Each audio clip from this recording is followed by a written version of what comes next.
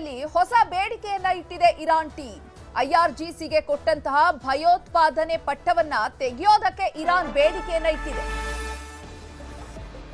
ಸಂಧಾನ ಸಭೆಯಲ್ಲಿ ಹೊಸ ಬೇಡಿಕೆಯನ್ನ ಇರಾನ್ ಟೀಮ್ ಇಟ್ಟಿದೆ.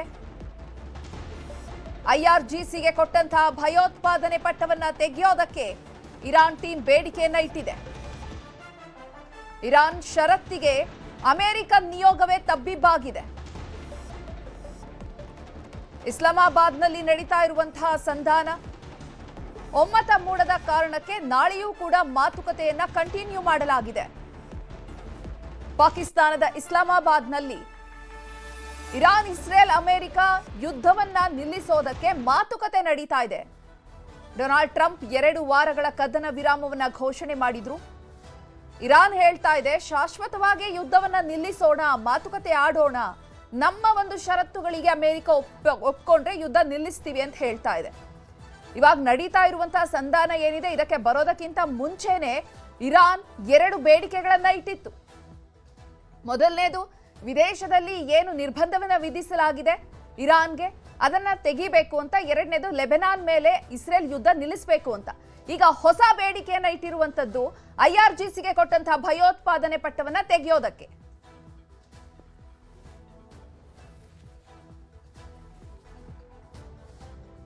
ಈ ಬಗ್ಗೆ ಹೆಚ್ಚಿನ ಮಾಹಿತಿಯನ್ನ ನೀಡ್ತಾರೆ ನಮ್ಮ ಪ್ರತಿನಿಧಿ ಮಂಜುನಾಥ್. ನೇರ ಸಂಪರ್ಕದಿಂದ ಡೆಸ್ಕ್ ಲೈವ್ ನಲ್ಲಿ ಜಾಯಿನ್ ಆಗ್ತಿದ್ದಾರೆ. ಮಂಜುನಾಥ್, ಇರಾನ್ ಟೀಮ್ ಒಂದು ಒಪ್ಪಂದಕ್ಕೆ ಬರೋದಕ್ಕಿಂತ ಮುಂಚೆನೆ ಹೇಳಿತ್ತು, 2 ಬೇಡಿಕೆಯನ್ನ ಇಟ್ಟಿತ್ತು. ಈಗ ಐಆರ್ಜಿಸಿನ ಭಯೋತ್ಪಾದನೆ ಪಟ್ಟಿಯಿಂದ ತೆಗೆಯೋದಕ್ಕೆ ಈಗ ಯಾಕೆ ಬೇಡಿಕೆಯನ್ನ ಇಟ್ಟಿರುವಂತದ್ದು? ಏನೆಲ್ಲ ಚರ್ಚೆಗಳಾಗ್ತಾ ಇದೆ? ಚೈತ್ರ, ನೋಡಬಹುದು ಏನು ಪಾಕಿಸ್ತಾನದ ಇಸ್ಲಾಮಾಬಾದ್ನಲ್ಲಿ ಏನು ಶಾಂತಿ ಮಾತುಕತೆ ನಡೀತಾ ಇದೆ, ರಾಜತಾಂತ್ರಿಕ ಸಭೆಗಳು ನಡೀತಾ ಇದ್ದಾವೆ, ಸಂಧಾನದ ಚೌಕಾಸಿಗಳು ನಡೀತಾ ಇದ್ದಾವೆ. ಅದು ಬೆಳಿಗ್ಗೆಯಿಂದಲೂ ಕೂಡ ನಡೀತಾನೆ ಇದೆ. ನಮ್ಮ ಇಂಡಿಯನ್ ಟೈಮಿಂಗ್ಸ್ ಪ್ರಕಾರ ಬೆಳಗ್ಗೆ 10 ಗಂಟೆಗೆ ಈ ಒಂದು ಸಭೆ ಶುರುವಾಗಬೇಕಾಗಿತ್ತು. ಆದರೆ ಶುರುವಾಗಿದ್ದು ಸಂಜೆ 6 ಗಂಟೆ ಮೇಲೆ. ಸೊ ಸಂಜೆ 6 ಗಂಟೆಯಿಂದ ಈಗ ರಾತ್ರಿ 11 ಗಂಟೆವರೆಗೂ ಕೂಡ ಇನ್ನೂ ಕೂಡ ಚೌಕಾಸಿಗಳು ನಡೀತಾನೆ ಇದ್ದಾವೆ. ಇರಾನ್ನವರು ಆಗ್ತಿರೋಂಥ ಷರತ್ತುಗಳು ತುಂಬಾ ಕಠಿಣವಾಗ್ತಾ ಹೋಗ್ತಾ ಇದ್ದಾವೆ ಅಮೆರಿಕಾಗೆ. ಯಾಕಂದರೆ ಅಮೆರಿಕಾದವರು ಬರೀ 30 ದಿನಗಳ ಮಾತ್ರ ಕದನ ವಿರಾಮವನ್ನು ನಾವು ಎಕ್ಸ್ಟೆಂಡ್ ಮಾಡಬಲ್ಲೆ ಅಂತ ಹೇಳಿತ್ತು. 2 ವಾರ ಇರೋದನ್ನ 30 ವಾರ ಎಕ್ಸ್ಟೆಂಡ್ ಮಾಡ್ತೀವಿ ಅಂತ. ಆದರೆ ಇರಾನ್ ಅವ್ರು ಕೇಳ್ತಾ ಇರೋವಂಥದ್ದು ಕಂಪ್ಲೀಟಾಗಿ ಯುದ್ಧ ನಿಲ್ಲಿಸೋವರೆಗೂ ಕೂಡ ಈ ಮಾತುಕತೆ ನಡಿಬೇಕು. ಮಾತುಕತೆ ವಿಫಲ ಆಯಿತು ಅನ್ನೋದಾದರೆ ಡೈರೆಕ್ಟಾಗಿ ಯುದ್ಧಕ್ಕೆ ಹೋಗೋಣ ಅನ್ನೋ ರೀತಿಯಲ್ಲಿ ಇರಾನ್ ಅವರು ಕೊಡ್ತಾ ಇರುವಂತಹ ಉತ್ತರ. ಇದೆಲ್ಲದರ ಜೊತೆಗೆ ಮುಖಾಮುಖಿ ಕೂರಿಸೋದಕ್ಕೆ ಪಾಕಿಸ್ತಾನದವರು ಸಂಜೆಯಿಂದಲೂ ಕೂಡ ಅವರು ಚೌಕಾಸಿಯನ್ನು ಮಾಡ್ತಾನೆ ಇದ್ದಾರೆ. ಆದರೆ ಇರಾನ್ ಅವರು ನಮ್ಮ ಷರತ್ತುಗಳನ್ನು ಒಪ್ಪಿ ಬಂದರೆ ಅಷ್ಟೇನೆ ನಾವು ಮುಖಾಮುಖಿ ಕೂತ್ಕೊಂಡು ಮಾತಾಡ್ತೀವಿ ಅಂತ ಹೇಳ್ತಿರೋವಂಥದ್ದು. ಸೊ ಹೀಗಾಗಿ ಅಮೆರಿಕದ ಉಪಾಧ್ಯಕ್ಷ ಏನು JD ವ್ಯಾನ್ಸ್ ಇದ್ದಾರೆ, ಅವರು ಮತ್ತು ಅವರ ನಿಯೋಗ, ಇರಾನ್ ಮತ್ತು ಇರಾನ್ನ ನಿಯೋಗ ಏನಿದ್ದಾವೆ ಒಂದೇ ಹೋಟೆಲ್ನಲ್ಲಿದ್ದರೂ ಕೂಡ ಮುಖಾಮುಖಿ ಇಲ್ಲಿವರೆಗೂ ಆಗಿಲ್ಲ. ನಾನೊಂದು ತೀರಾ ನೀನೊಂದು ತೀರಾ ಅನ್ನೋ ಥರ ಕೂತ್ಕೊಂಡಿದ್ದಾರೆ. ಮಧ್ಯದಲ್ಲಿ ಪಾಕಿಸ್ತಾನದವ್ರು ಮಾತ್ರ ಚೌಕಾಸಿಯನ್ನು ಮಾಡೋ ವ್ಯಾಪಾರಗಳನ್ನು ಏನು ಬೇಕೋ ಅದನ್ನು ಮಾಡ್ತಾನೆ ಇದ್ದಾರೆ.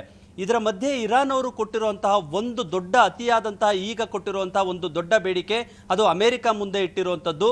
IRGC ಅಂದರೆ ಏನು ಇಸ್ಲಾಮಿಕ್ ರೆವಲ್ಯೂಷನರಿ ಗಾರ್ಡ್ ಕ್ರಾಪ್ಸ್ ಏನಿದೆ, ಆ ಒಂದು ಪಡೆಯನ್ನು ಭಯೋತ್ಪಾದನಾ ಉಗ್ರರ ಒಂದು ಟೀಮ್ಗೆ ಏನು ಸೇರಿಸಿತ್ತು ಅಮೆರಿಕ, ಆ ಒಂದು ಸಂಘಟನೆಯನ್ನು ಆ ಉಗ್ರರ ಪಟ್ಟಿಯಿಂದ ಕೈ ಬಿಡಬೇಕು ಅನ್ನೋವಂಥ ಒಂದು ಬೇಡಿಕೆಯನ್ನು ಇಟ್ಟಿರುವಂಥದ್ದು. IRGC ಅಂತ ನೋಡೋದಾದರೆ ಇದು ಇರಾನ್ ಪಾಲಿಗೆ ಇದೊಂದು ದೊಡ್ಡ ಟೀಮ್ ಇದು. ಯಾಕಂತಂದರೆ ಇರಾನ್ನಲ್ಲಿರುವಂತಹ ಸರ್ವೋಚ್ಚ ನಾಯಕರ ಒಂದು ಇಡೀ ಆಡಳಿತವನ್ನು ಕಂಟ್ರೋಲಲ್ಲಿ ಇಟ್ಕೊಂಡಿರುವಂಥದ್ದು IRGC ಇಲ್ಲದಲೇ ಇರಾನ್ ಇಲ್ಲ, ಇರಾನ್ ಇಲ್ಲದಲೇ IRGC ಇಲ್ಲ. ಇರಾನ್ನ ಪ್ರತಿಯೊಂದು ಏನೇನು ಇಂಚಿಂಚು ಭದ್ರತೆಯನ್ನು ಹಿಡಿದು ಆರ್ಥಿಕ ವ್ಯವಹಾರಗಳಿಂದ ಹಿಡಿದು ವಿದೇಶಾಂಗ ನೀತಿಗಳು ಮತ್ತು ವಿದೇಶದಲ್ಲಿ ನಡೆಯುವಂಥ ಕಾರ್ಯಾಚರಣೆಗಳೇನಿದ್ದಾವೆ ಅವೆಲ್ಲವನ್ನೂ ಕೂಡ ಕಂಟ್ರೋಲಲ್ಲಿ ಇಟ್ಕೊಂಡಿರುವಂಥದ್ದು IRGC. ಸೊ ಇರಾನ್ ಪಾಲಿಗೆ ಇದೊಂದು ಸರ್ಕಾರದ ಒಂದು ದೊಡ್ಡ ಸಂಘ. ಆದರೆ ಅಮೆರಿಕ ಪಾಲಿಗೆ, ಕೆನಡಾ ಪಾಲಿಗೆ ಮತ್ತು ಯುರೋಪ್ ಪಾಲಿಗೆ IRGC ಅನ್ನುವಂಥದ್ದು ಒಂದು ಉಗ್ರವಾದಂಥ ಸಂಘಟನೆ. ಯಾಕಂತಂದರೆ ಅಮೆರಿಕದಲ್ಲಾಗಲಿ, ಕೆನಡಾದಲ್ಲಾಗಲಿ, ಯುರೋಪ್ ಕಂಟ್ರಿಗಳಲ್ಲಾಗಲಿ ನಡೆಯುವಂತಹ ಪ್ರತಿಭಟನೆಗಳಿಗೆ, ಅಲ್ಲಿ ನಡೆಯುವಂತಹ ದೇಶದ್ರೋಹಿ ಚಟುವಟಿಕೆಗಳಿಗೆ IRGC ಅವರು ಫಂಡಿಂಗನ್ನು ಮಾಡಿದ್ದಾರೆ ಅನ್ನೋ ಒಂದು ಗಂಭೀರ ಆರೋಪವನ್ನು ಈಗ ಆಲ್ರೆಡಿ ಅಮೆರಿಕ ಮಾಡಿತ್ತು. ಹಾಗಾಗಿನೇ ಅದಷ್ಟೇ ಅಲ್ಲ, ಆ ಒಂದು ಫಂಡಿಂಗ್ ಜೊತೆಗೆ ಅಮೆರಿಕದಲ್ಲಿ ಮತ್ತು ಕೆನಡಾ ದೇಶಗಳಲ್ಲಿ ನಡೆಯುವಂತಹ ಒಂದು ಗುಪ್ತಚರ ವಿಚಾರಗಳೇನಿರ್ತವೆ, ಆ ದೇಶದ ಭದ್ರತೆಗೆ ಸಂಬಂಧಪಟ್ಟ ವಿಚಾರಗಳನ್ನು ಅವನ್ನು ಕೂಡ ಹ್ಯಾಕ್ ಮಾಡಿ ದೇಶದ್ರೋಹಿಗಳಿಗೆ ಕೊಟ್ಟಿದೆ ಅನ್ನುವಂಥದ್ದು ಅಮೆರಿಕದವರು ಮಾಡಿರುವಂತಹ ಆರೋಪ. ಸೊ ಈ ಆರೋಪವನ್ನು ಮುಂದಿಟ್ಕೊಂಡು IRGC ಸಂಘಟನೆ ಏನಿದೆ ಇರಾನ್ನು, ಆ ಒಂದು ಸಂಘಟನೆಯನ್ನ ಅಮೆರಿಕ, ಕೆನಡಾ ಮತ್ತು ಯುರೋಪ್ ದೇಶಗಳು ಉಗ್ರರ ಒಂದು ಪಟ್ಟಿಗೆ ಸೇರ್ಪಡೆಯನ್ನ ಮಾಡಿತ್ತು. ಈಗ ಇರಾನ್ ಅವರು ಇಟ್ಟಿರುವಂತಹ ಒಂದು ಪ್ರಮುಖ ಬೇಡಿಕೆ IRGCಯನ್ನ ಭಯೋತ್ಪಾದನಾ ಪಟ್ಟಿಯಿಂದ ಮೊದಲು ಕೈ ಬಿಡಬೇಕು ಅಂತ ಕೇಳಿರುವಂಥದ್ದು. ಇದಕ್ಕೆ ಈಗ ಅಮೆರಿಕಾನೇ ಒಂದು ಕ್ಷಣ ತಬ್ಬಿಬ್ಬಾಗೋಗಿದೆ. IRGCಯನ್ನ ಭಯೋತ್ಪಾದನಾ ಪಟ್ಟಿಯಿಂದ ಬಿಟ್ಟಿದ್ದೇ ಆಯಿತು ಅನ್ನೋದಾದ್ರೆ ಅದು ಅಮೆರಿಕಾಗೆ ಕೊಡುವಂತಹ ಒಂದು ದೊಡ್ಡ ಹೊಡೆತ ಆಗುವಂಥದ್ದು ದೊಡ್ಡದು. ಸೊ ಇದ್ರ ಜೊತೆಗೆ ಈಗ ಆಲ್ರೆಡಿ ಇರಾನ್ ಅವರು ಕೊಟ್ಟಿರುವಂತಹ ಒಂದು ಷರತ್ತುಗಳು ಏನಿದಾವೆ, 10 ಷರತ್ತುಗಳು, ಆ 10 ಷರತ್ತುಗಳನ್ನು ಕೂಡ ಪೂರೈಕೆ ಮಾಡಲೇಬೇಕು ಅಂತ ಅಂದ್ಬಿಟ್ಟು ಇರಾನ್ ಅವರು ಚೌಕಾಸಿಯನ್ನ ಮುಂದಿಟ್ಟಿರುವಂಥದ್ದು. ಅದರಲ್ಲಿ ಪ್ರಮುಖವಾಗಿ ಹಾರ್ಮುಜ್ ಜಲಸಂಧಿಯನ್ನ ಅಮೆರಿಕ ನಿಯಂತ್ರಣಕ್ಕೆ ಕೊಡಿ ಅಂತ ಅಮೆರಿಕ ಕೇಳ್ತಿದೆ. ಆದರೆ ಇರಾನ್ ಅವರು ಬಿಟ್ಕೊಡೋದಕ್ಕೆ ರೆಡಿ ಇಲ್ಲ.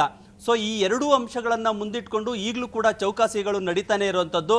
ಇದೆಲ್ಲದರ ಜೊತೆಗೆ ಲೆಬನಾನ್ ಮೇಲೆ ಏನು ದಾಳಿ ನಡೆಸ್ತಾ ಇದ್ದಾರೆ ಇಸ್ರೇಲ್ ಅವರು, ಆ ಒಂದು ಇಸ್ರೇಲ್ ದಾಳಿಯನ್ನ ಸಂಪೂರ್ಣವಾಗಿ ಈ ಕ್ಷಣವೇ ನಿಲ್ಲಿಸಬೇಕು.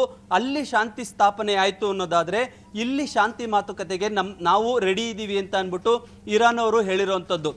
ಇಲ್ಲಿ ಪ್ರಮುಖವಾಗಿ ನೋಡಬೇಕಾಗಿರೋದು ಚೈತ್ರ, ಕಳೆದ 24 ಗಂಟೆಗಳಲ್ಲಿ ಏನು ಇಸ್ರೇಲ್ ಅವರು ಲೆಬನಾನ್ ಮೇಲೆ ದಾಳಿ ಮಾಡಿದ್ದಾರೆ, ಸುಮಾರು 200 ಅಡಗುತಾಣಗಳನ್ನು, ಅಂದರೆ ಹೆಜ್ಬುಲ್ಲಾ ಸಂಘಟನೆಯ 200 ಅಡಗುತಾಣಗಳನ್ನು ಉಡಾಯಿಸಿರುವಂಥದ್ದು. ಅದರಲ್ಲಿ ಸರಿಸುಮಾರು 254ರಿಂದ 300 ಹೆಜ್ಬುಲ್ಲಾ ಉಗ್ರ ಸಂಘಟನೆಯ ಸದಸ್ಯರುಗಳು ಜೊತೆಗೆ ನಾಗರಿಕರು ಕೂಡ ಸಾವನ್ನಪ್ಪಿದ್ದಾರೆ ಅನ್ನುವಂಥದ್ದು ಇರಾನ್ ಅವರು ನೇರವಾಗಿ ಶಾಂತಿ ಸಂಧಾನ ಸಭೆಯಲ್ಲಿ ಕೊಟ್ಟಿರುವಂತಹ ಅಂಕಿ ಅಂಶಗಳು. ಸೊ ಇವೆಲ್ಲವನ್ನೂ ಕೂಡ ಮುಂದಿಟ್ಕೊಂಡು ಇರಾನ್ ಅವರು ಈಗ ಚೌಕಾಸಿ ಮಾಡ್ತಾ ಇದ್ದಾರೆ. ಅಮೆರಿಕಾದವರು ಕೂಡ ಅದ್ರ ಬಗ್ಗೆ ಯಾವುದೇ ರೀತಿಯಾದಂತಹ ಸ್ಪಷ್ಟ ನಿಲುವನ್ನ ತಾಳೋದಕ್ಕೆ ಆಗಿಲ್ಲ. ಸೊ ಹೀಗಾಗಿ ಈಗ ನಡೀತಿರುವಂತಹ ಚೌಕಾಸಿ ಸಂಧಾನ ಸಭೆ ಏನಿದಾವೆ, ಈ ಸಭೆ ನಾಳೆಗೂ ಕೂಡ ಕಂಟಿನ್ಯೂ ಆಗುವಂತದ್ದು ಕಾಣ್ತಾ ಇದೆ. ಚೈತ್ರ, ಧನ್ಯವಾದ ಮಂಜುನಾಥ್ ತಮ್ಮೆಲ್ಲ ಮಾಹಿತಿಗಾಗಿ.